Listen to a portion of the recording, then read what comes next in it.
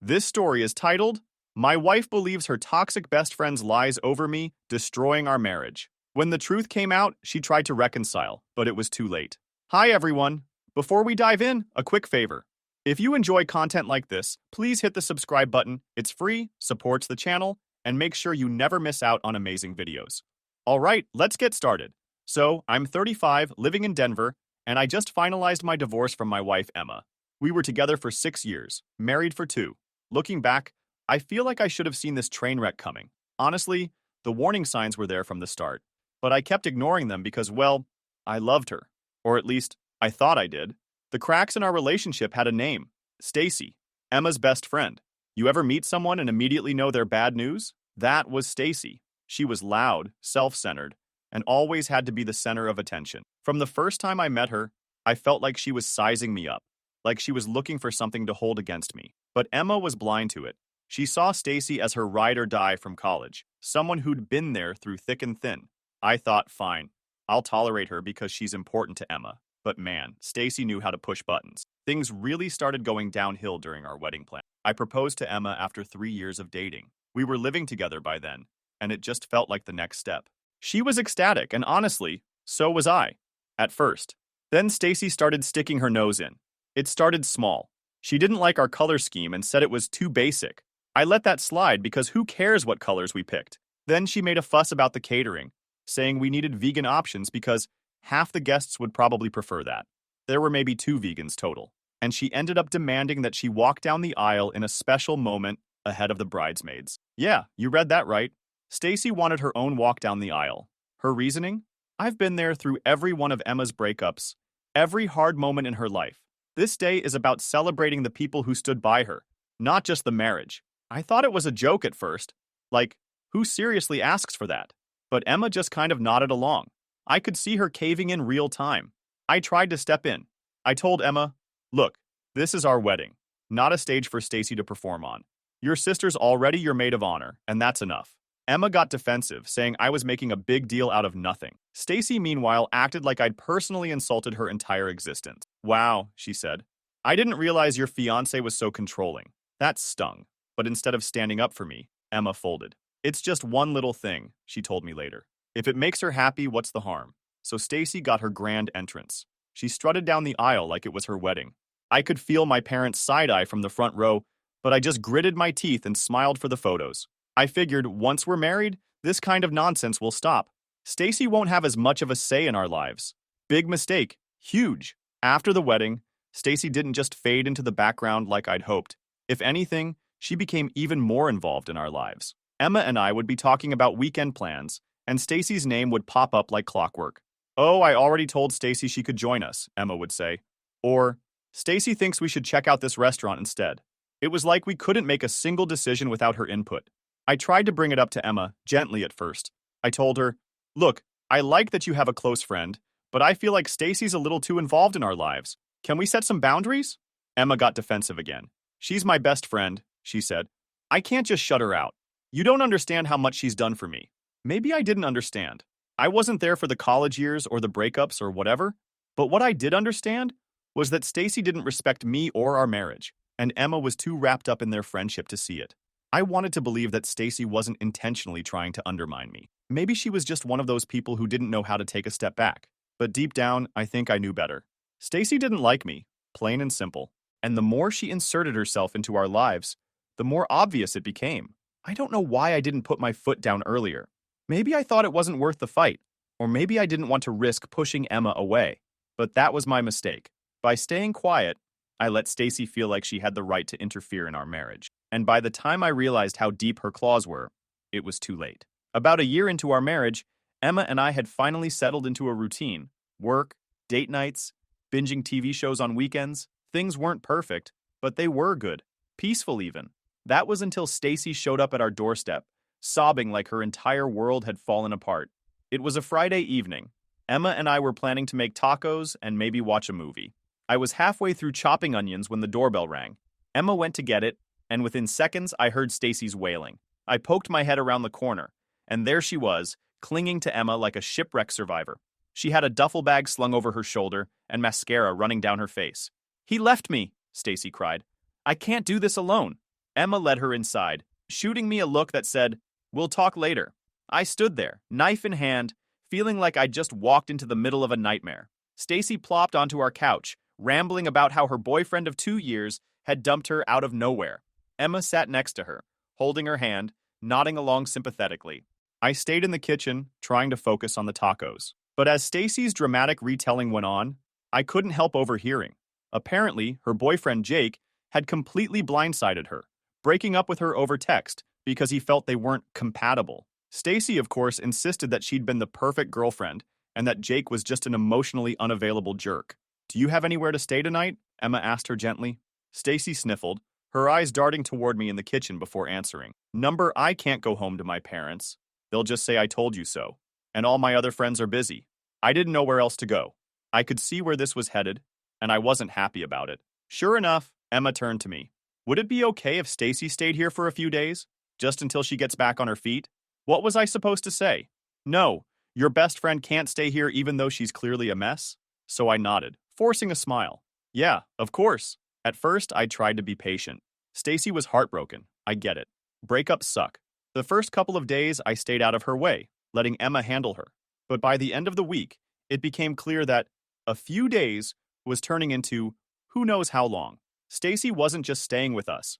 She was taking over. The guest room, which Emma and I had carefully kept neat and organized, became a disaster zone. Clothes were everywhere. On the floor, on the bed, draped over the chair.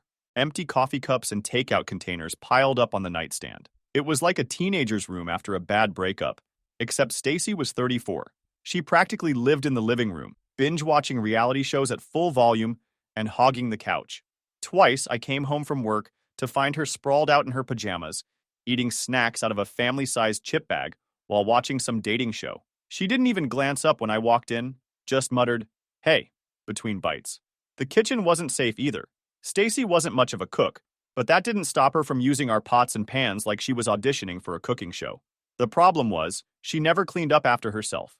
I'd wake up in the morning to find the sink overflowing with dirty dishes and random half-eaten meals left on the counter. I tried talking to Emma about it. "Look," I said one night, "I know Stacy's going through a lot, but she's treating this place like a hotel.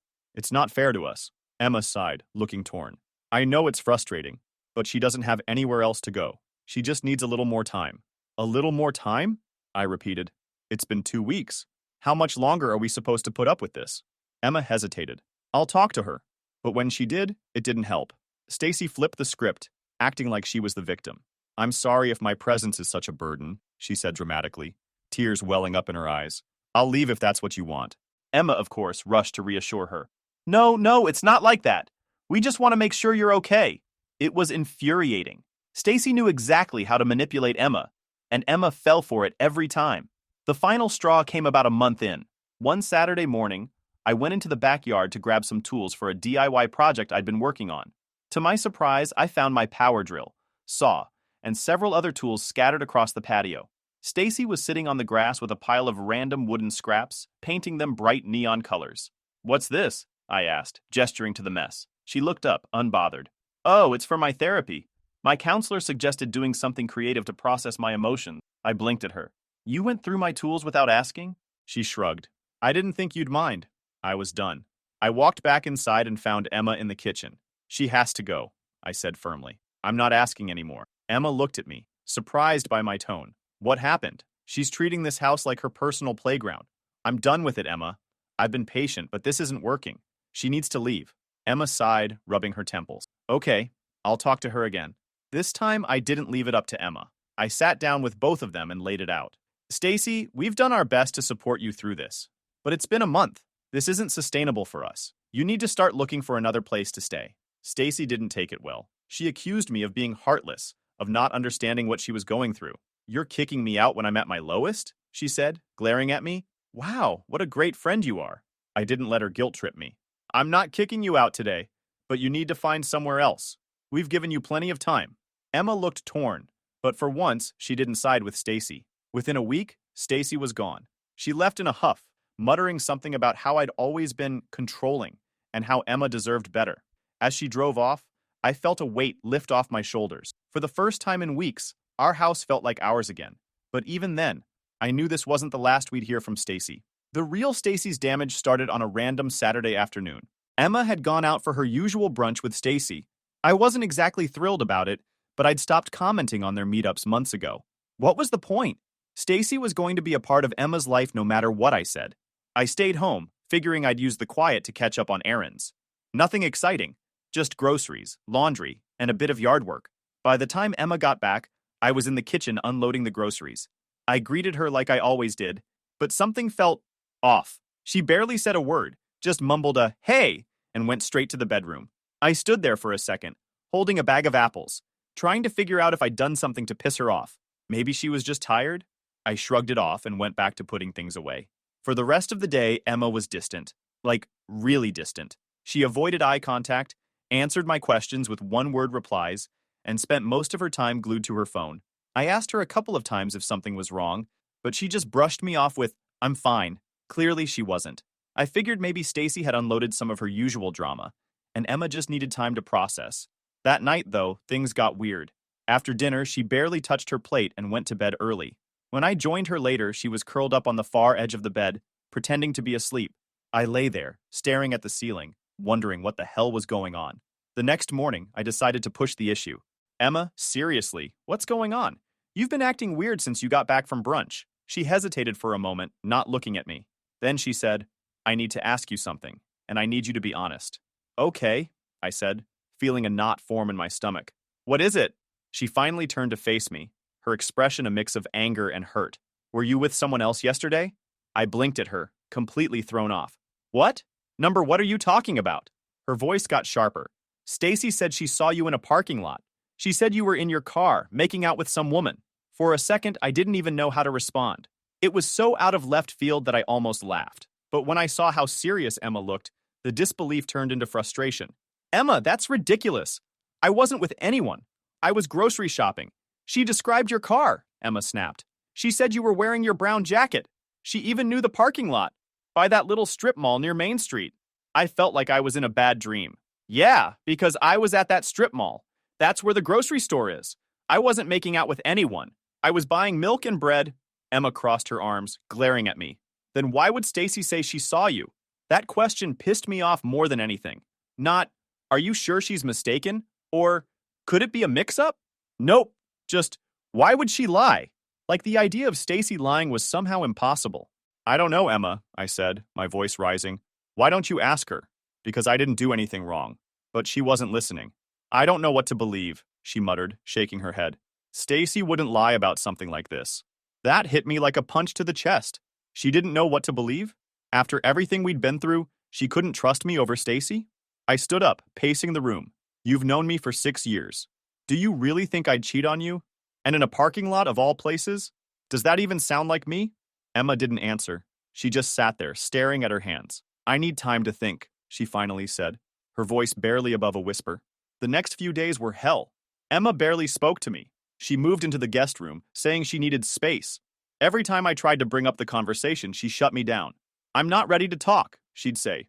Or, "I need more time." Meanwhile, I was walking around in a fog of anger and disbelief. I couldn't stop thinking about Stacy. This was exactly the kind of chaos she thrived on. But what I couldn't wrap my head around was why. Why go to such extremes? Why lie about something so serious? Did she really hate me that much? At the same time, I couldn't ignore the bigger issue, Emma's reaction. The fact that she didn't even give me the benefit of the doubt said more about our marriage than Stacy's lies ever could. If she trusted Stacy's word over mine, what did that mean for us? A week later, Emma packed a bag and left. She didn't even tell me where she was going, just said she needed time to figure things out. I didn't fight her on it. At that point, I was too exhausted to argue. The next morning, I got a text from her. "I think it's best if we separate for now. I'll have my lawyer send over the paperwork." That was it. No discussion, no attempt to work things out, just a text and a lawyer. It was like our entire marriage had been swept aside because of one ridiculous story. I didn't even know how to process it. One part of me wanted to fight, to prove my innocence, to make Emma see reason. But another part of me was just done. If she was willing to throw everything away so easily, maybe I didn't want to save this marriage after all. In the weeks that followed, things got worse. Word spread about our separation, and Stacy made sure everyone knew her version of events. Mutual friends started acting weird around me, avoiding eye contact or making vague comments about working on myself. Even my own family started asking awkward questions like, Is there any truth to what they're saying? It felt like I was living in a nightmare. Everywhere I turned, there was another reminder of how quickly people could turn on you. And through it all, Emma stayed silent. No calls, no texts, no attempts to reach out, just radio silence. At first, I was angry, angrier than I'd ever been in my life. But as the days turned into weeks, that anger started to fade. In its place was something colder, harder. If Emma didn't trust me enough to even have a conversation, then maybe I didn't need her in my life. I wasn't going to beg for someone who didn't believe in me. Let her have her time to think. Let her stay under Stacy's thumb. I was done fighting for a marriage, where I was always second place to her so-called best friend. If this was how it was going to end, then so be it. 2 months after Emma left, on one Thursday evening, something happened that I didn't see coming. I was minding my own business, scrolling through my phone while eating dinner, when I got a text from a number I didn't recognize. It read, "Hi, this is Marissa. I know Stacy lied about you. Can we talk?" I stared at the screen for a moment, trying to figure out who the hell Marissa was. The name rang a faint bell. Something about a party Stacy and Emma dragged me to a couple of years ago. But why was she messaging me now? My first instinct was to ignore it, but something about the way she phrased it, "I know Stacy lied about you," made me curious. I replied, "What do you mean? What lie?" Her response came almost instantly. "About the cheating." Stacy admitted she made it up. "I think you need to see the proof." The next day, I met Marissa at a small coffee shop downtown. She was already there when I arrived, sitting at a table near the window and fidgeting with her phone. I sat down across from her, feeling a mix of curiosity and dread. "Thanks for meeting me," she said nervously. "I wasn't sure if you'd even want to talk." "Yeah, well, here I am," I said. "What's this about Stacy lying?" She pulled out her phone and opened a text conversation. "I've been friends with Stacy for a long time, but after this, I can't keep quiet anymore. You need to know what really happened." She handed me the phone, and I started reading. The messages between her and Stacy were jaw-dropping. "Stacy, OMG, Emma finally left him. She actually believed me, LOL. Marissa, what are you talking about?" "Stacy, I told her I saw him making out with some rando in his car. You should have seen her face. Priceless." Marissa, "Wait, are you serious? Why would you do that?" Stacy, "Because he's a controlling jerk, and she's too dumb to see it. I had to help her." I kept scrolling, my hands trembling with anger. It got worse. "Stacy, it's not like their marriage was gonna last anyway. Emma's so gullible. She'll believe anything I tell her." Marissa, "This is messed up, Stacy." Stacy, "Whatever. She's better off without him, and now I don't have to hear about her perfect marriage anymore." Ugh! I couldn't read any further. I handed the phone back to Marissa. My jaw clenched so hard it hurt. "She really said all that?" I asked, my voice barely above a whisper. Marissa nodded, looking genuinely upset. "Yeah, she bragged about it, like it was some kind of accomplishment. I didn't believe it at first, but when she started mocking Emma for being too naive, I realized how twisted it was." I sat there, trying to process what I'd just seen. Stacy hadn't just lied. She'd actively sabotaged my marriage and made fun of Emma in the process. She'd manipulated her best friend for no other reason than sheer entitlement and spite. "Why are you telling me this now?" I asked finally. "Why not earlier?" Marissa looked down at her coffee. "I don't know. I guess I was scared. Stacy can be intense, but I couldn't keep quiet anymore. It's not fair to you, and it's not fair to Emma." I took screenshots of the messages and thanked Marissa for coming forward. On the drive home, I couldn't stop replaying the conversation in my head. I wasn't just angry, I was furious. Furious at Stacy for being such a manipulative, entitled piece of work. Furious at Emma for falling for it so easily. And furious at myself for letting Stacy get away with her crap for so long. But more than that, I felt validated. For months, I'd been walking around with this cloud over my head, wondering if I could have done something differently. Now I had proof that none of this was my fault. Stacy had set me up from the start, and Emma had played right into her hands. By the time I got home, my anger had simmered down into something colder. I wasn't going to lash out or throw accusations around. No, I was going to handle this the right way. First, I forwarded the screenshots to my lawyer with a quick note. "This is what really happened. Let me know how we can use it." Then I sat down and stared at my phone, debating whether to text Emma. Part of me didn't want to. What was the point? She'd already shown where her loyalty lay. But another part of me felt like she deserved to know the truth, even if it wouldn't change anything. After a few minutes, I typed out a message. "We need to talk. It's important." Her reply came quicker than I expected. "What do you want?" I kept it short. "I have proof that Stacy lied. Can we meet? You need to see this." There was a long pause before she replied. "Fine. Tomorrow afternoon." "Where?" I suggested a park near her new apartment. She agreed, and that was that. I didn't want to win her back. I wasn't interested in that anymore. But I needed her to know the truth, if only to clear my name. Part of me wanted to just shove the screenshots in Emma's face and let her deal with it. But I knew I needed to keep my cool. The last thing I wanted was for her to think I was being dramatic or emotional about this. When Emma finally arrived, she looked hesitant, almost nervous. She was wearing her usual casual outfit, a hoodie and jeans, but she didn't have that confident air she used to carry. She spotted me and gave a small wave before walking over. "What's this about?" she asked, her arms crossed defensively. I didn't waste any time. I pulled out my phone, opened the screenshots Marissa had sent me, and handed it to her. "Read this," I said flatly. Emma looked at me, confused, but took the phone and started scrolling. At first, her expression was neutral, but as she read, her face changed. Her eyes widened, her mouth fell open, and by the time she reached the last message, she looked pale. She handed the phone back to me with shaking hands. "She lied," she whispered, almost to herself. "Yeah," I said, trying to keep my voice steady. "She lied about everything. She made up the story about me cheating just to break us up, and apparently she thought it was hilarious." Emma sat down on the bench next to me, staring at the ground. I didn't know," she said softly. "I didn't think she'd ever—" "You didn't think she'd ever lie to you?" I interrupted, my voice sharper than I intended. "That's the problem, Emma. You didn't think. You didn't even stop to question it. You just believed her and threw me under the bus." She flinched at my words, but didn't say anything. "Do you know how humiliating it's been?" I continued. "My friends, my family, hell, even my coworkers started looking at me like I was some kind of dirtbag. All because you couldn't take 2 seconds to ask me what really happened." Tears started welling up in her eyes. "I thought I was doing the right thing," she said. "Stacy's been my best friend for years. I trusted her." "Yeah, well, that trust just cost you your marriage," I said bluntly. Emma looked up at me, tears streaming down her face. "I'm so sorry," she said, her voice cracking. "I didn't know. I swear, I didn't know." "That's the problem, Emma," I said, my tone softening but still firm. "You didn't know because you didn't even give me a chance. You trusted her more than you trusted me, and that says a lot about how you saw this relationship." We sat there in silence for a few minutes, the weight of everything hanging in the air. Finally, Emma spoke again. "I'll cut her off," she said quietly. "I'll never talk to her again. We can fix this.